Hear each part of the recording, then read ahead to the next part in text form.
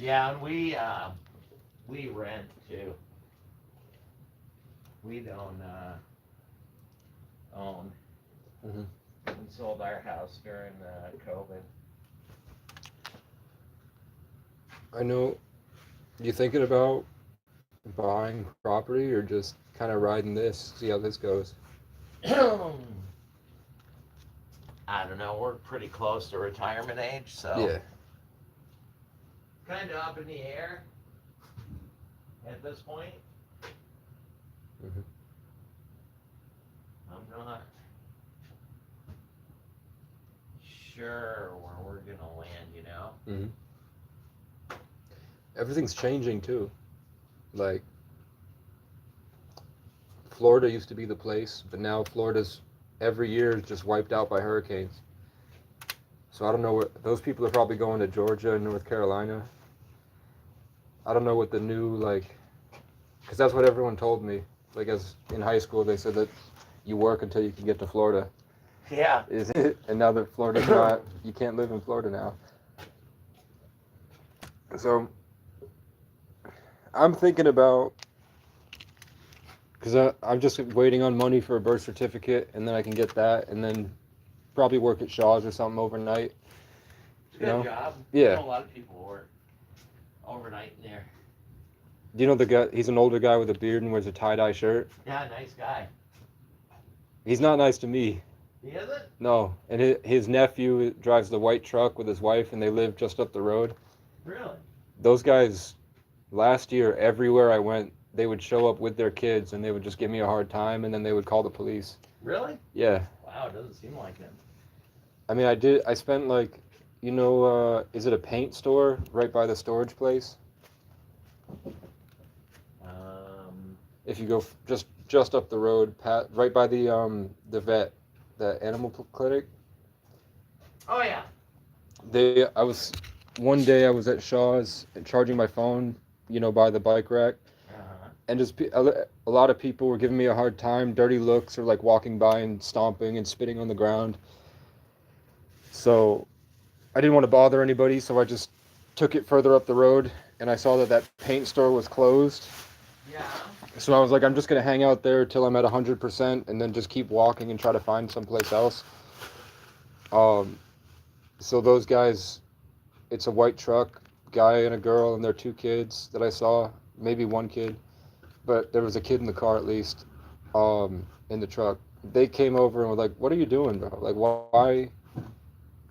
Just arguing with me about stuff, like just random stuff, talking crap about my hair and how I looked. And all I really said was like, "Don't argue with me, man. You're gonna look stupid in front of your kids." And then just told him that my phone, the percentage of my phone, and that I'm not doing drugs, and that I'm not in the homeless crowd. If that's the issue that they had, it's like they think I'm people that are giving, like maybe going on their property and taking stuff. Because that's what people are mad at me about, is that somebody else went on their porch and took a shovel, stuff like that. But he was still mad, and he told me to leave town, and I was like, okay, bro. So he took off, and he went to every house in the area. Like you can go up a hill, and there's a bunch of houses up there. He went there, and I saw them yelling and pointing at me. Hmm. So finally, I like I stayed there. Eventually, I moved to the animal hospital to charge my phone, and he came back again with his wife, and they weren't yelling at me. They were just yelling and pointing at me, sitting in their truck next to me. And I was just like, waved to him, like, what? Hi. But eventually, Chelsea showed up, and Chelsea picked up my bike and brought me back to Shaw's. And then the guy in the tie dye showed up and gave me a hard time, and like shook hands with the police and was like friendly, but then talking bad about me. And then some property owner or somebody showed up that either owned the animal hospital or the paint shop. And I was just like, hey man, how you doing? I'm Casey, nice to meet you. And he wouldn't shake my hand, and he smiled, but because he realized I wasn't like freaking out. I was like a decent guy. So he left. And then whoever that guy is with the tie dye, I went up to him twice after and was just like, "Hey man, how you doing?" And the conversation was like just him telling me how rugged and what a bad dude, like a dangerous guy his nephew is, whoever the guy in the white truck is. Kind of implying that I'm not welcome. Huh. So I didn't want to work at Shaw's and be next to that guy all night. Right.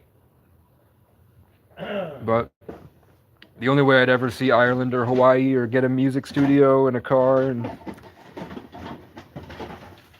or at least just a computer, I gotta find work.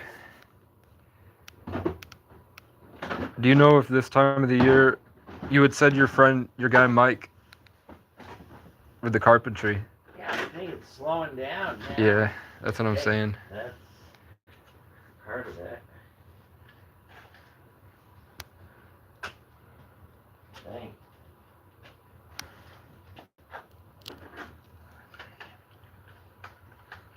Wonder if I can find all the pieces. That's cool.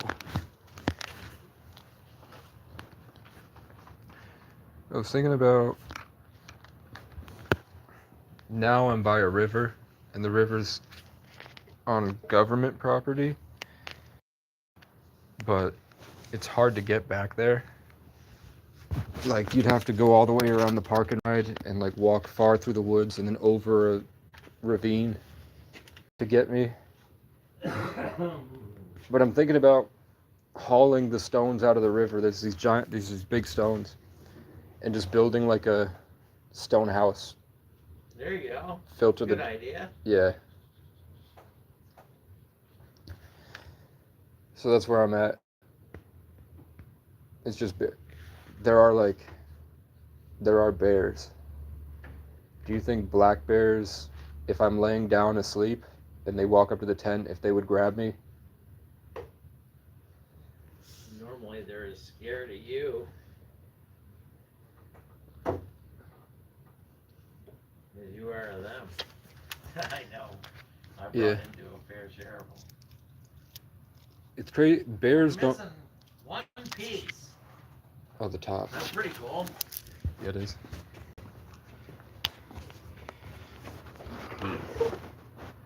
Must be in.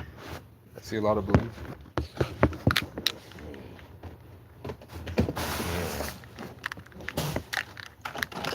What do we got in here?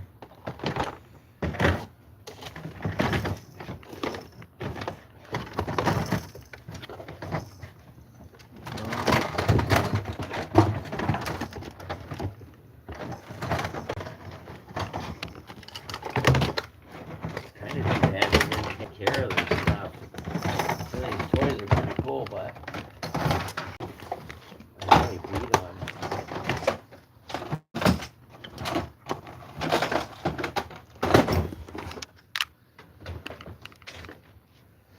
I don't see it.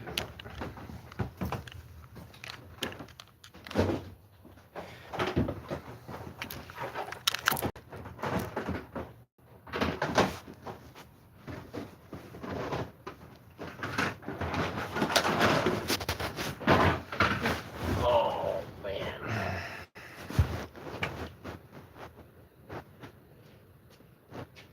It's a cup holder. Yeah. It's a cup holder. Now it is. Yeah. Great. It's like everything else I'm into the store.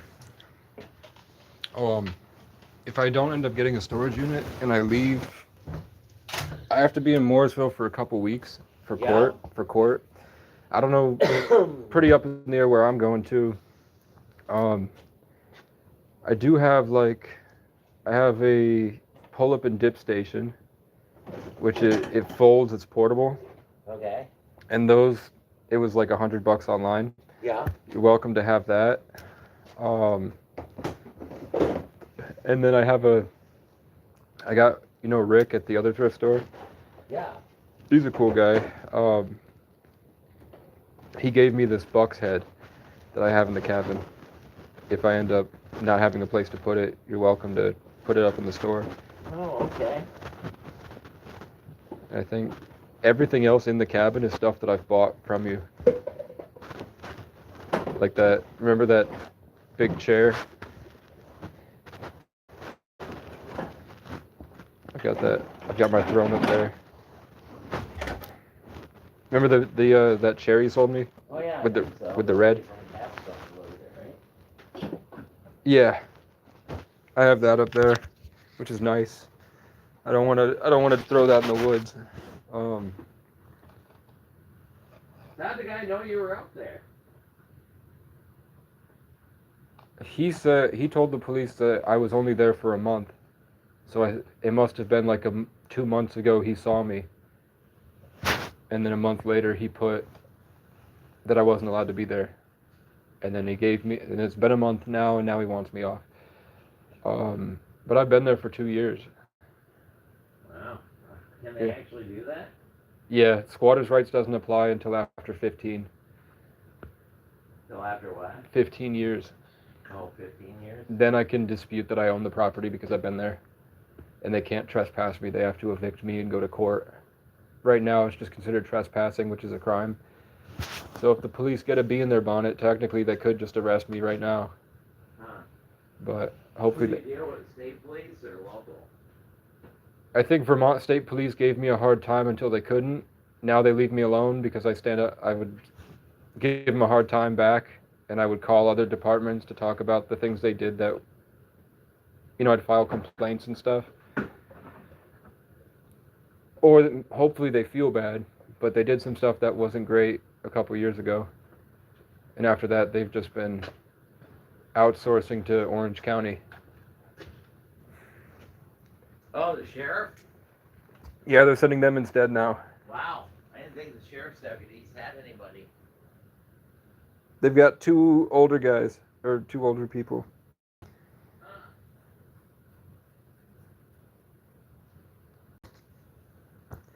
A bee in their bonnet is what I just said.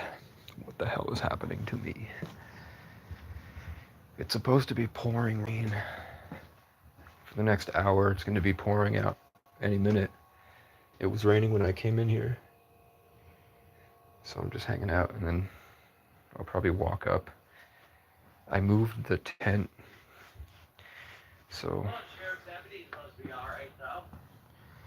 they're funny. Have you met Ellen? The blonde one? Sheriff's deputy? They're both, I think they're like, one guy said it, I think Horowitz said he's like 75. Yeah, I've seen them driving around. Yeah, They're all different guys than what I used to, Yeah, he's old. They got him, and then they have Ellen, who said that she's old enough to be my great grandma. That's a riot. Yeah, and when they issued me the citation, Ellen got on the ground and crawled behind a tree so that she could get a view into the cabin. Yeah. So I looked up, and I just saw her blonde, gelled hair poking out of a tree branch. I was like, is she on the ground? That's a riot. Yeah. Oh, this is a hiker backpack.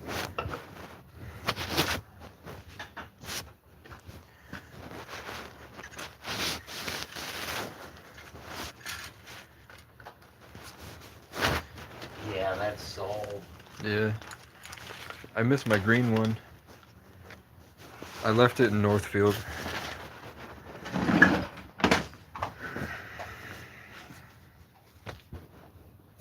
So you're in Northfield for a while, huh? Made the rounds. I walked from here to Northfield. I took the bus from Northfield to Berlin. And then I walked to Montpelier. And then I walked to Waterbury. Took the bus to Stowe, and I walked from Stowe to Morrisville. And then Morrisville went really bad with the cops. I ended up staying there for 4 months, and then I had like a 105 fever. I went to Capstone, and I plugged in an electric heater, and I passed out under a tarp, trying to like get warm, just to rest. and they thought I died. They thought I was dead in there, so they didn't know, none of them opened the tent. They called the police, Wow. and the police they kicked me, they spit at me, they told me I'm not welcome in town, and then they had trespassed me from everywhere where there was an outlet. So I had Jeez, nice people. yeah. It's pretty bad. It's because I found out the arresting officer is notorious around town because he takes sexual bribes. The guy's like 50, and he's still pulling over like 30-year-old homeless or addicted women and saying that he'll drop the charges if they suck his dick. Pardon my French. Nice guy. Yeah, Classy. right. So after that, the police station. When I posted on social media, I knew about it, and I posted a video on social media to the police station, so the whole town could see a woman saying that he had done that to her. And I know that whether or not that's the reason, I don't know who it was, but within 2 days, somebody pulled up and fired a shot off at me and took off.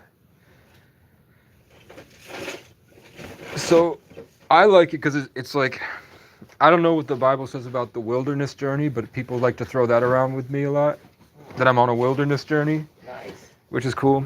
But I did have to, like, 105 fever, dying, I can't think straight. I had this Tractor Supply wagon, like one of those green ones that's full of stuff.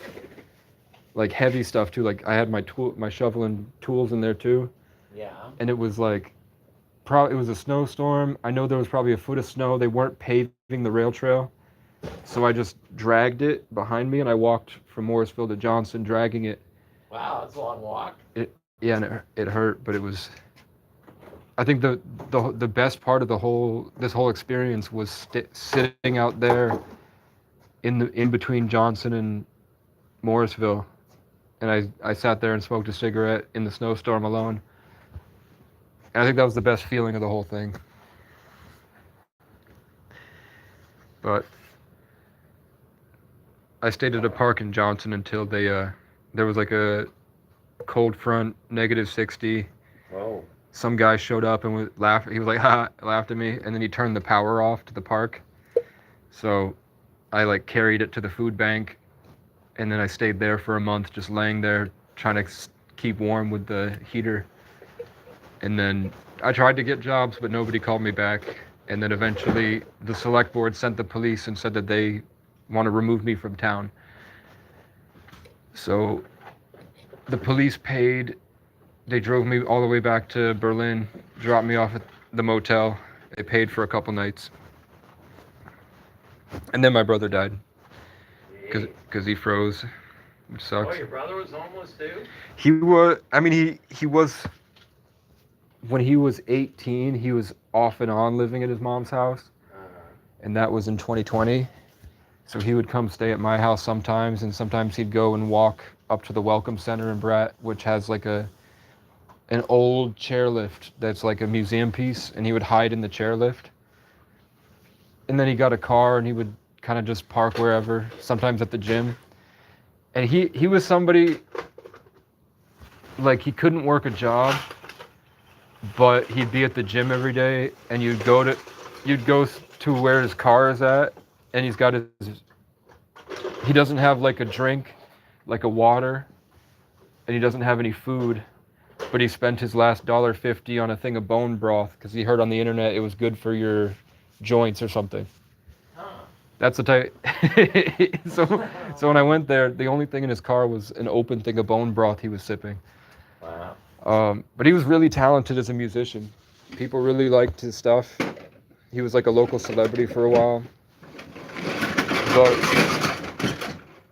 what he said is in 2020, or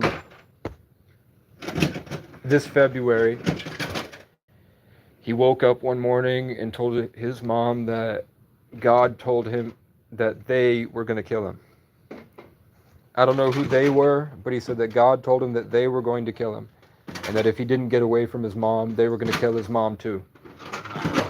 So they put him in hospital for psychosis, and then when he calmed down and was fine, he wanted to walk home and listen to music. So right outside the hospital, he fell on the stairs, and he hit his head and froze to death.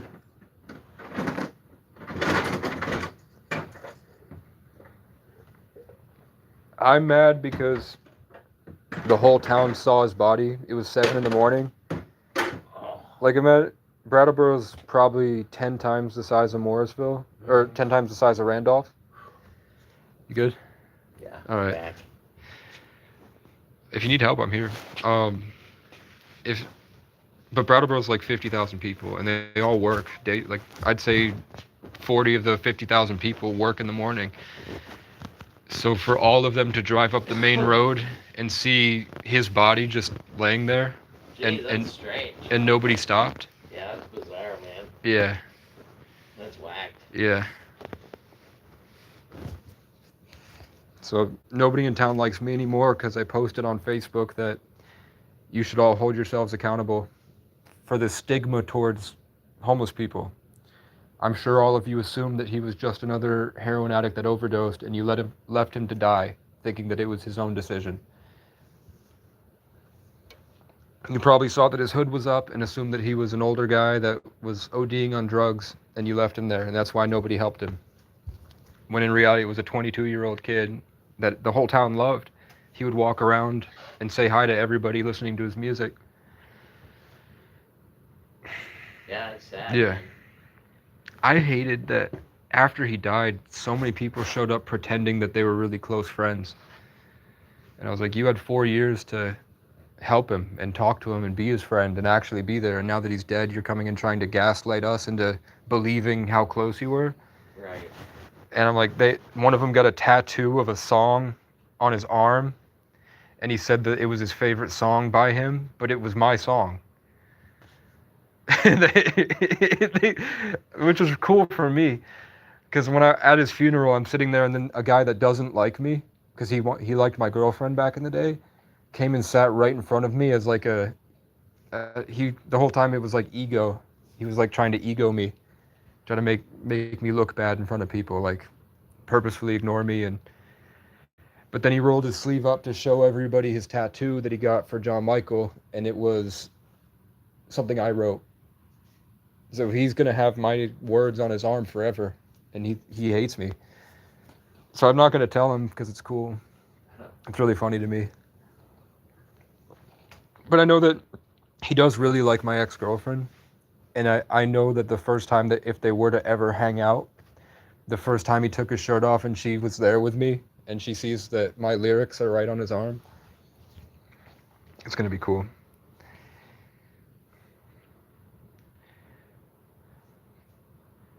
Can I ask you another religious question? Sure. With so the point of Christianity is to get closer to Jesus, repenting and living a good life, and then you're already insured to go to heaven because Jesus is perfect. But as you get closer to being like Jesus, they say that you're going to find challenges in your day-to-day, like people. Absolutely. Yeah. It doesn't get easier. Okay. Probably gets worse. I mean, I see it. Yeah, you get attacked. Yeah. Yeah. I feel. As you know, demons are very real. Yeah. Yeah, I'll have you give me a hand, Gary, and let me put my tailgate down. Okay. I'll make this fast.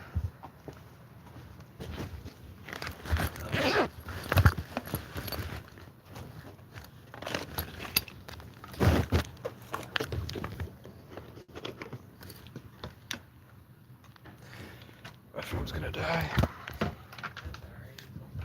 I'm undercover. Okay. Is it raining? Yeah.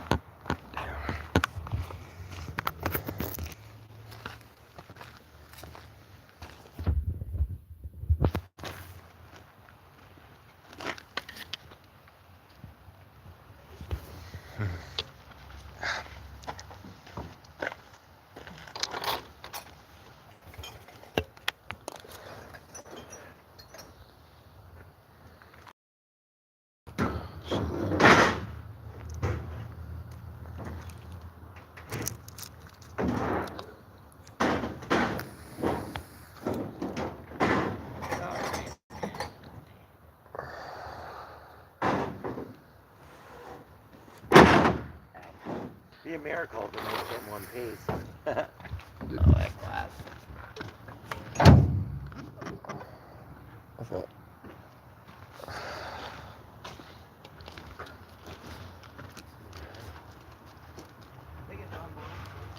okay.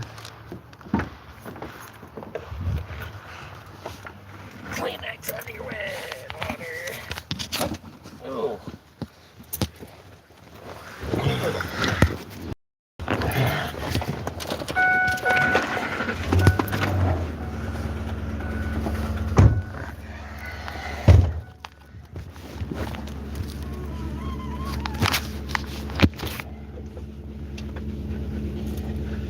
Yeah.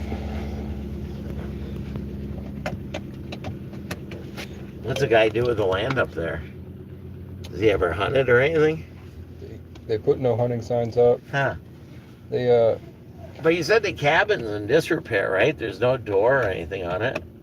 it was a sugaring shack in 1943, Yeah. and then they put it was just a timber frame. What the hell? It was a timber frame on dirt, and then they made enough money to put cement in 1948, and then some people say that the old owner, hung himself No. in it. But the general consensus is that nobody's owned it for 100 years, and that everybody goes there and used to hang out. And like Rick said him and his buddies and tons of people used to go up there and hang out all the time. Oh. When I got there, I found receipts for 2005. Oh. It was completely, like, I think probably Irene. When Irene hit, Yeah. it looks like the dirt from Irene probably swept over the entire cement. So when I got there, I got a hoe and I got all the dirt out, all the trash. I haven't found a needle, but I find a lot of broken glass, and Huh. there is, like, Maybe teenagers were drinking beer up there or something. yeah. There is. I found, like, rusty metal, but the metal is just the corner of the panel is sticking up, and then the metal itself is straight down, like maybe 1.5 feet of dirt. Huh. So it's probably years of flooding and erosion. If you look at Parcel Viewer says that it's completely surrounded by land that's not owned by him, which means that they'd have to come to some type of agreement to put a driveway in. There's not a lot of places I would put a house because it's a big hillside where every time it storms there's going to be new water coming through. Maybe the only place is, like, if you go farther up, there's like a flat plain deep in the woods, but that's right next to a small creek, but every time it rains more of the cliffside falls in and gets swept. So there's now a huge ravine with a tiny stream in it. So I don't think that's safe to build a house there. So I think it's just an investment for somebody, or possibly, like, isn't it? If you make a lot of money and you invest it into property instead of holding on to it, it helps your taxes. Yeah. So I think Could be. Well, you said the guy doesn't hunt, so some Mhm. people would buy it for, you know. Mhm. But you said there's not a lot of acres that go with it on Parcel Viewer. It's 10 acres, That's quite a bit. 60,000. That's what the value is? Yeah, because there's nothing built on it. But Jeez. if you were to go hunting out there, there are houses on all sides. Well, The only way you'd be able to shoot a deer and not risk shooting somebody on their property is if you pointed it towards the highway. But even then, the angle of the gun that you're pointing, it's pretty easy if you miss a tree to just hit somebody right in the road on the highway. right. So I don't see how you'd be able to hunt there. The only thing that maybe they're homesteaders and they want to park, you know, like maybe put a little dirt thing. Like, you see, they have the power lines that go through here, and then this is a driveway, and that has power lines. So there are opportunities, I guess, that people can put driveways under the power lines if it's owned by the state. But even then, it would be a huge winding driveway to get anywhere close to where you could put a cabin. And in the winter, you wouldn't be able to get out. It'd take a lot of work. So, what about your folks and stuff? I don't really have them, to be honest. My mom, after like 10 years of knowing her, I think she's a narcissist, and I think that she's been in Section 8 for 20 years. Wow. She only leaves the house to buy cigarettes, and that's pretty much it. She sits there staring at her phone, so she'll tend to go off the deep end, and I'm kind of the only person she has in her life. So I'm like all she thinks about and the thing she hates the most. So it's randomly she will just message anyone she can. And sometimes she's saying that like, oh, Casey needs this, I miss him so much. It's so, I care about him so much. And then like a week later she's calling and saying, I'm so terrified of my son, he's gonna kill me. I hate him so much. And she'll go back and forth. Sometimes she'll go on Facebook and go to the Brattleboro page and tell them all that I'm horrible and they should feel this way about me. Try to convince people I have schizophrenia. But for 10 years she's been putting me in and I don't have it. She'll tell me that I'll call her and she says, I saw an alien outside today. But then if I say whatever, she thinks I've got a mental disorder. So I can't stay with her. She lives in Section 8, and I don't really have anybody else. My dad is kind of the same way, but he's a drunk. So he'll like, if you hang out with him long enough, he'll just get mad and attack you. Like if I hung out with my dad long enough, at the end of it, he'll get mad and run at me. And the last time I saw him, I woke up feeling great. My dad was on the computer. I said, hey, you got a loan for $2,000 from your neighbor to buy a car. You gave the guy $1,000 and then the car broke down. You should take it to the mechanic. And he said, don't fucking tell me what to do. And he got up and pushed me into a wall. I tried to leave and he chased me out, grabbed me by the hair, threw himself on the ground and tried to choke me to death. So when I'm talking about, like, do you think demons hate peace? You mind taking me down to the cabin? Sure. Cool. I get stuff like, my family will never message me. People from my past don't talk to me. Nobody ever, they don't like my Facebook posts. Sometimes they watch my story. If I post online, they'll see it, but wow, they never message me. But then in my personal journey, I'll find this like huge sense of peace and I'm having a good day, and then all of a sudden like multiple people at once will message me and they just hate. Like the only time I ever get any interaction from my past is people that as soon as I feel good, they're there trying to make me feel scared and bad. Well, hang in and hang on, man. Yeah. Don't be a stranger. Yeah, do you want me to grab a sheet of that glass? Oh, you can if you want. Will it? Might be hard to get it out now, but... Yeah, is it... You mind keeping just a big one there? Yeah, I'll get it out. All right. When I go to the dump. Okay, cool. I'll save it for you. Thank you, man. See you, Casey. See ya. Okay.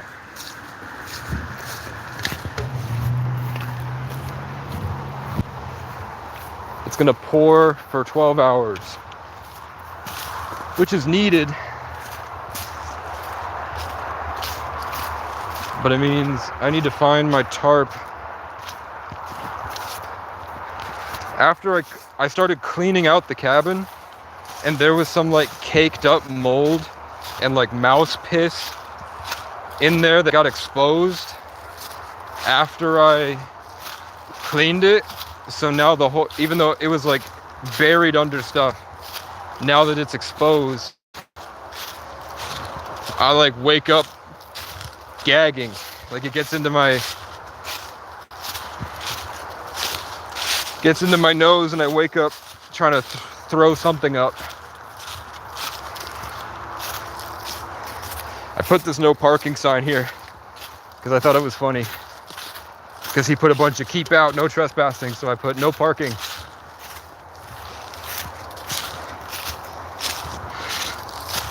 That was $2.50. And then I bought this no smoking sign for $1.50. That every time they come up onto the property, they tear that down, which makes me mad. Unless a bird keeps trying to sit on it, but it looks more like they yank it off. I don't really see a bird doing that.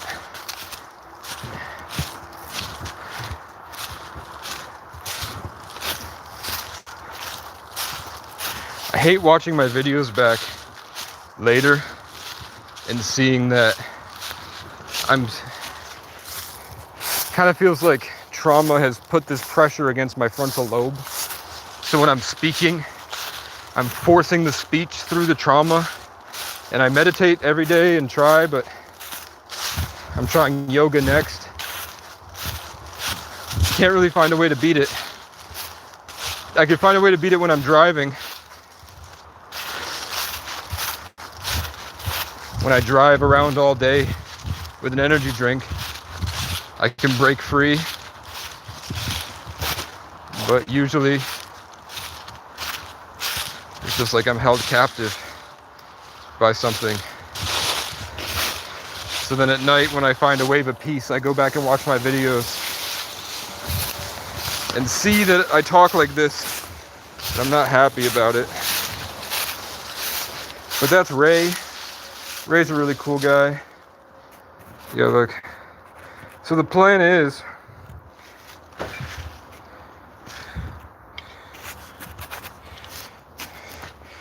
I cleaned up the tent. I moved my big tent. So I'm starting to build the new campsite off the property.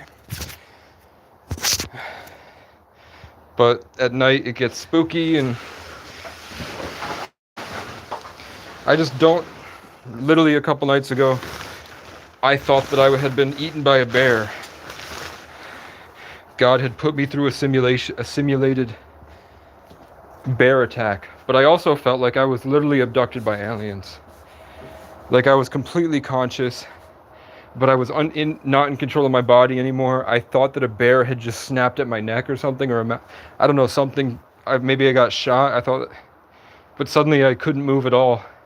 And then I was punched into the sunken place. And then I saw my body get dragged here. And then I was dragged out. And then I was dragged up. But then when I got here, it felt like I was floating. And I was floating out here. And I floated horizontally. Not like I was in a gurney and they were carrying me. Like I was levitating. And then I got here and I saw the sky in the night under the moon. And then I snapped and then I woke up back in the tent. But it's one of those things that feels realer than real life. I'm going to piss, hold on.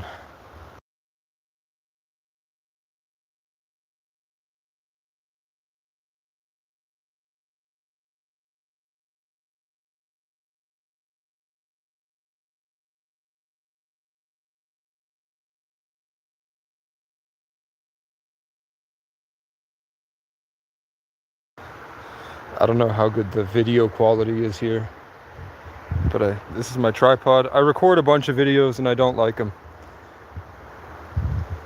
Like, oh shit, what the fuck is that? Can you see that?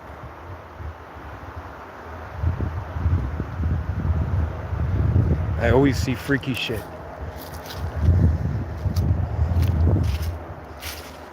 Hey God, do you want me to publicize the body cam footage of me getting maced? There's one bird here. Can I get just one right to left? I know you do it all day, every day. If I can maintain this focus, why can't you just talk to me when I'm drained, man? When I feel empty, you don't talk to me. Makes me feel like you're just after my spiritual wallet, man. Or maybe I just don't have enough to pay for that interaction or something. And I'm waiting to be reimbursed in the recycle. I don't know. As if I don't put that there to block them, but oh, you know what? Let's grab the tripod. Let's grab the tripod.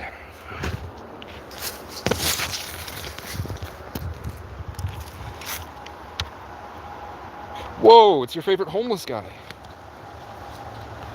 I know it's probably just my mom and Heather watching.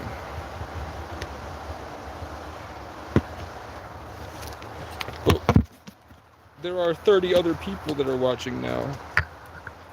And maybe one day, far away in the future, people will look back and be like, you know, digital archaeology is what was just shown to me.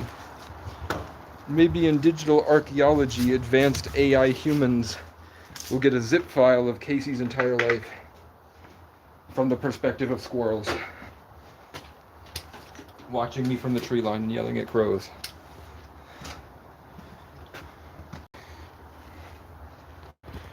And they will see what I went through.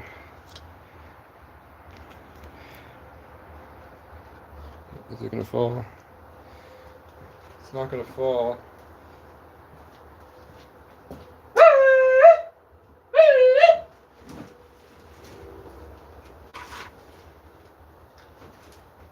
Still feel the same.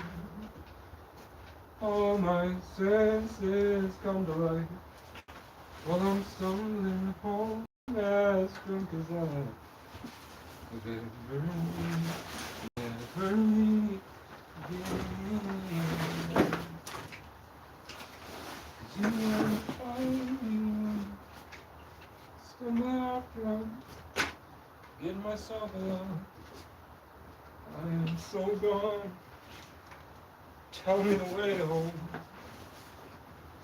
I listen to sad songs, singing about love, and where it goes.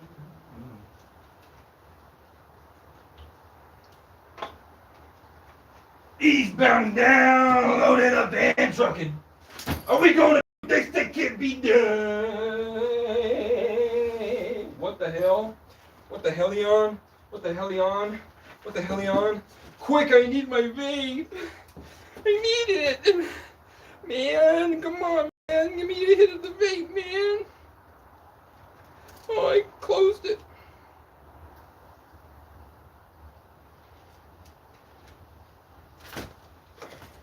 You said what? What the fuck did you say? What? What? Now I need my kilo. No, I need this. First, I need this. I need my lumbar support. Don't ever tell anyone I don't support my lumbar. Do you know who I am?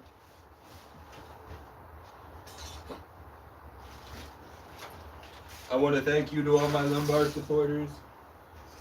We will eradicate the Mexicans. We will eradicate children. We will eradicate crepes. We will eradicate the Mexicans. Oh my God. Where's my t-shirt? Scoob! Scoob, where's my t-shirt? You won't see me change, motherfucker. I can't change. Even if I try. Even if I wanted to. A stranger walked into Capstone today, and I asked him about, why did you say the thing about being hacked is you never know you're being hacked? And I was like, hey man, what did you mean by that? And he said, oh, sometimes people like the Capstone workers will take what you've learned and they absorb your power. And I said, I literally don't know how to protect myself from it, so I just try to stay focused. And he was like, have you tried yoga? I was like, no, but I've been thinking about it. And he was like, yeah.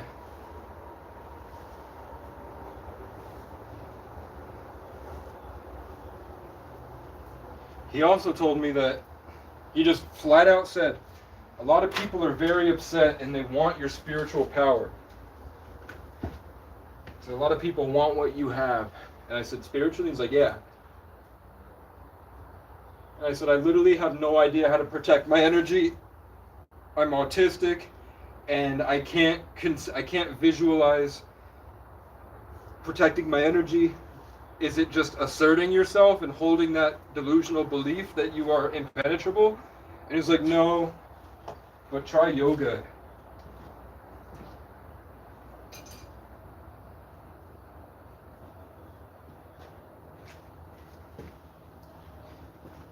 So, goodbye.